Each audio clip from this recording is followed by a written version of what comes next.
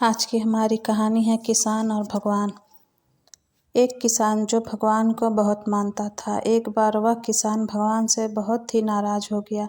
किसान बहुत ही मेहनती था। वह मेहनत के बाद खेतों में अनाज उगाता, उसकी देखभाल करता, लेकिन अक्सर उसकी फसल खराब हो जाती। कभी बाढ़ आ जाती, कभी सूखा पड़ जाता, तो कभी तेज धूप और कभी आंधी, मतलब किसी न किसी वजह से उसकी फसल खराब हो जाती।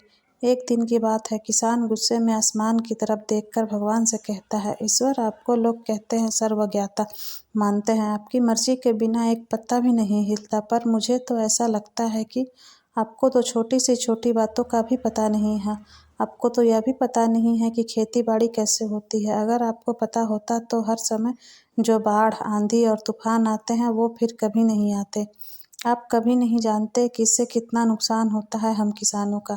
यदि आप मेरे हाथ में ऐसी शक्ति दे दें कि मैं जब चाहूँ, जैसा चाहूँ वैसा मौसम कर दूँ, फिर आप देखना, मैं अन्न के भंडार लगा दूंगा। भगवान किसान के इन तीखे वाक्य को सुनकर मुस्कुरा रहे थे। वह किसान के सामने प्रकट हुए और बोले, मैं आज से तुझे ऐसी शक्ति देता हूँ कि तुम अपने खेतों पर तुम्हारी जैसी इच्छा हो तुम ऐसा मौसम कर दो। मैं इसमें बिल्कुल भी दखल नहीं दूंगा, सब तुम्हारी इच्छा से होगा। किसान वरदान पाकर बहुत खुश हो गया। अब किसान ने अपने खेतों में गेहूं की फसल बोई। अब जब किसान को लगता कि खेतों को धूप चाहिए तो खेतों पर धूप कर देता, जब पानी बरसाना चाहता तो पानी बरसा देता। आंधी, तूफान, बाढ़ आदि कुछ भी उसने अपने खेतों पर आने ही नहीं दिया। किसान के खेत में इस वर्ष ऐसी फसल हुई जैसी शायद पहले कभी नहीं हुई थी। हरी भरी लहलहाती फसल को देखकर किसान मन ही मन बहुत खुश हो रहा था और सोच रहा था, अब सबूत के साथ दिखाऊंगा भगवान को कि ऐसे किया जाता है शक्ति का सही उपयोग। मेरी सफलता देखकर तो उन्हें अपने नियम जरूर बदलने पड़ेंगे।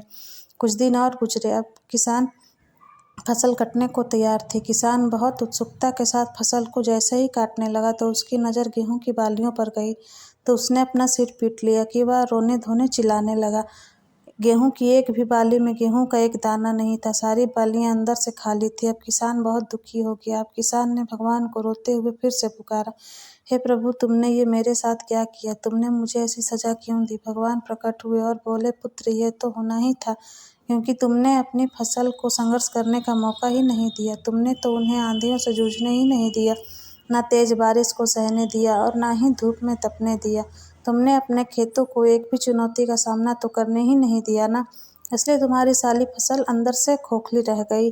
जब आंधी, तूफान, तेज बारिश और धूप पड़ती है तभी ये पौधे अपने अस्तित्व को बचाने के लिए संघर्ष करते हैं, और इसी संघर्ष से जो बल पैदा होता है, जिसमें शक्ति होती है, ऊर्जा होती है, और इसी ऊर्जा पूर्ति को तूने अपने खेतों को करने नहीं दिया। तेरे खेतों में बालियां सिर्फ इसीलिए नहीं फूटी क्योंकि तुमने उन्हें कठिन परिस्थितियों से गुजरने ही नहीं दिया, जहां उनके अस्तित्व का जन्म होना था।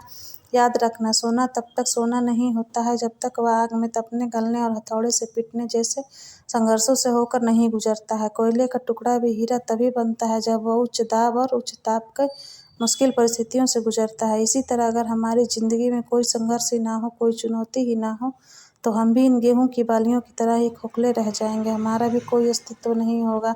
विपरीत परिस्थितियां, चुनौतियां और समस्याएं हमें और अधिक निखारती हैं। अगर जीवन में कठिन परिस्थितियां, चुनौतियां आए तो घबराना मत, बल्कि उनका डटकर सामना करना और विश्वास करना कि आप और अधिक निखर जाओगे और अधिक मजबूत बन जाओगे। किसी ने सही कहा है कि जिंदगी जीना आसान नहीं होता, बिना संघर्ष कोई महान नहीं होता। जब तक ना पड़े हथौड़े की चोट तब तक मेरे दोस्त पत्थर भी भगवान नहीं होता। धन्यवाद।